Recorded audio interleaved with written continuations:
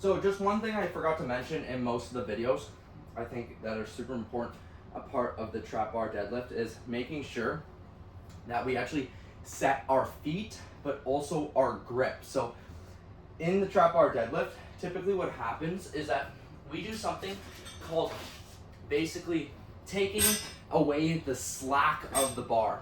And what taking away the slack of the bar means is that there's going to feel like there is some tension behind the bar before you even lift the bar. And usually we call that dead weight or gravity weight. And when I'm in this bar here, well, we technically call it the slack of the bar. You can feel this portion right here, and you can hear it.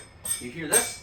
This is taking away the slack in the bar. So there's a little bit of gap and air between our weights typically, just because we've been moving around. The barbell's been beaten over time, and we're trying to take that away, which helps us brace for the movement. And one thing I didn't really talk about in all the other videos is just understanding how to brace with our core and using our upper back to really like pull and brace the movement. So first things first, I've talked about using our legs in that corkscrew position.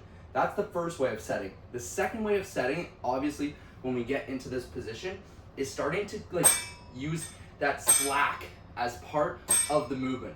So when it starts to get heavier in our deadlifts, we want to pull the slack out of the bar, so then we're able to embrace our core for impact and that lifting movement. So when I'm thinking of the trap bar, think pull the elbows in, pull these elbows in, lift slightly, and now we're braced before we actually make the complete movement. So obviously, I'll show you from the side as well.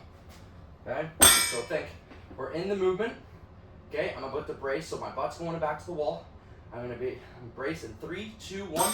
Slack is out of the bar, and now I'm lifting throughout the movement. So here, you can feel the slack out and lifting. I hope that makes a little bit more sense when it comes to taking that slack out of the bar, but it's just something that needed to be pointed out in the progression and the technique tutorials of the trap bar deadlift.